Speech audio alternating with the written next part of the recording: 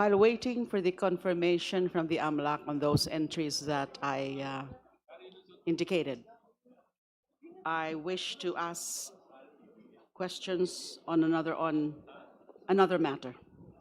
This To is also AMLAC. for Senator Trillanes? For AMLAC po. For AMLA. AMLC? Executive Director, Yes, ma'am. dun po sa mga submissions nyo sa committee, meron ho ba kayong sinubmit na document na confidential information sharing? Sorry. The confidential information sharing?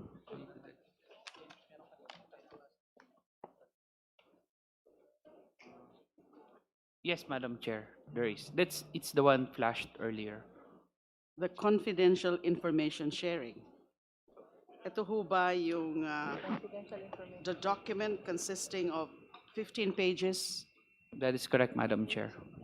and that the subjects of this confidential information sharing are subject number 1, Sara Zimmerman Duterte, and subject number 2, Attorney Manasseh Reyes Carpio. That is correct, Madam Chair. Can we ask you, Mr. Executive Director, to read Please for speak us? closer to the microphone, Kong. Can we ask you po to read for us paragraph 14 of that confidential information sharing under the caption derogatory records involving subject number 1, Sara Zimmerman Duterte? Can you please read for the record?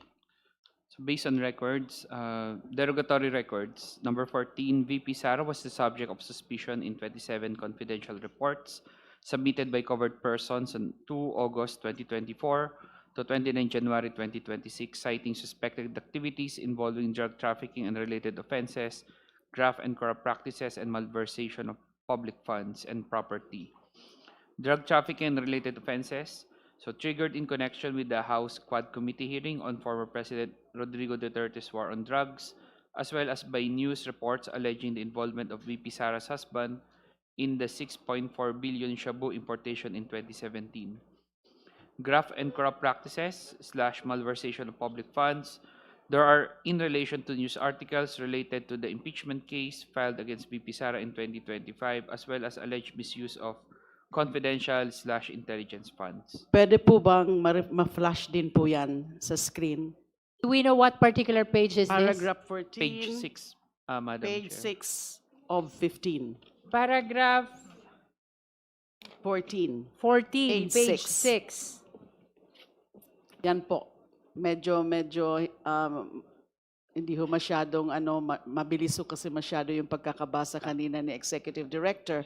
So I deemed it proper na ipakita po dyan.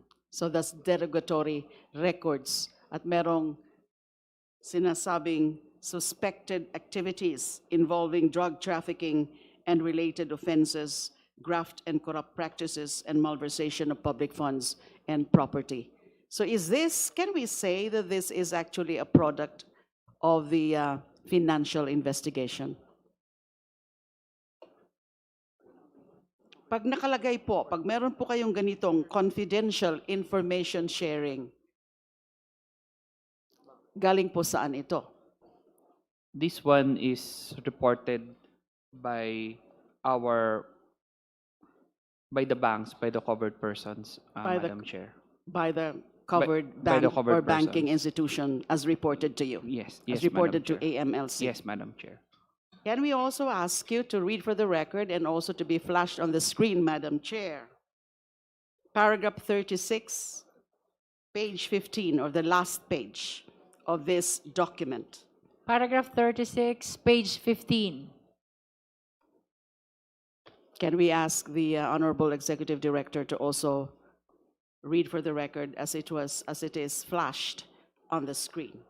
Derogatory records 36. Attorney Carpio was the subject of suspicion in 17 confidential reports submitted by covered persons on 14 September 2017 to 25 April 2025, citing suspected activities involving drug trafficking and related offenses and malversation of public funds and property. For drug trafficking and related offenses triggered in connection with the news report on alleged involvement in the 6.4 billion Shabu importation in 2017.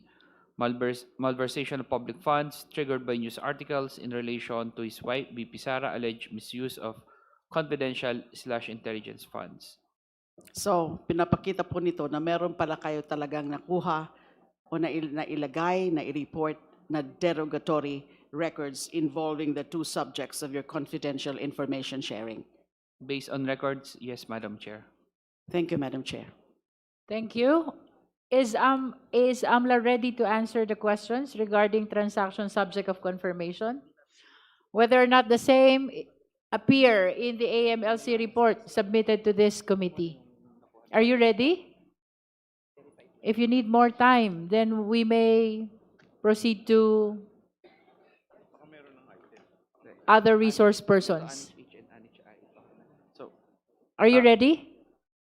we are ready partially, Madam Chair, so we can at least... Okay. Please mention first the amount The and annex. then whether it's part or not of your report. Okay, for Annex H, Madam Chair, so to clarify, I am not confirming the report provided by, mentioned earlier because I am not privy whatever the source of that report. What I'm telling is there is a movement of funds on this particular date as reported to us, which is based on the covered transaction or suspicious transaction. Can we flash again Annex? Is that Annex H? Annex H, Madam Annex Chair. H.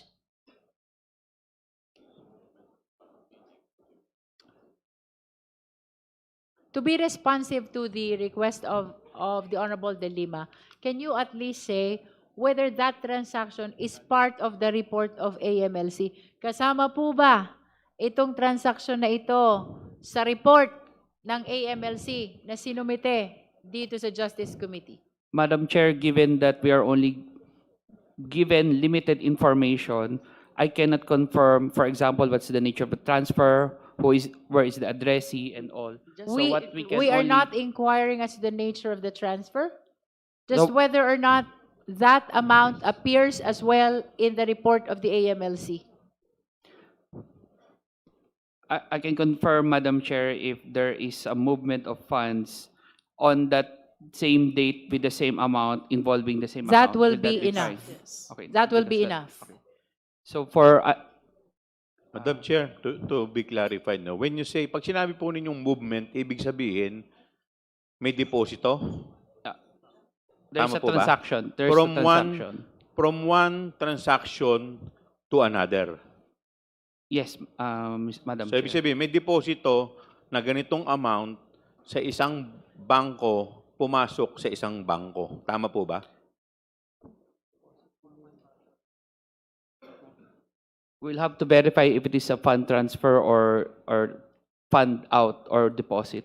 Nonetheless, please limit your answer to what appears already Okay. in the report. Okay. So, for the guidance of the members, I think that will be enough response to the query of the Honorable De Lima, that on such date, there is similar transaction appearing in the AMLC report. Yeah. Let us be consistent to the nature of our proceeding, that we are merely determining the existence of probable cause. Thank you, Madam Chair. Next, So- please. For Annex H, can we show again?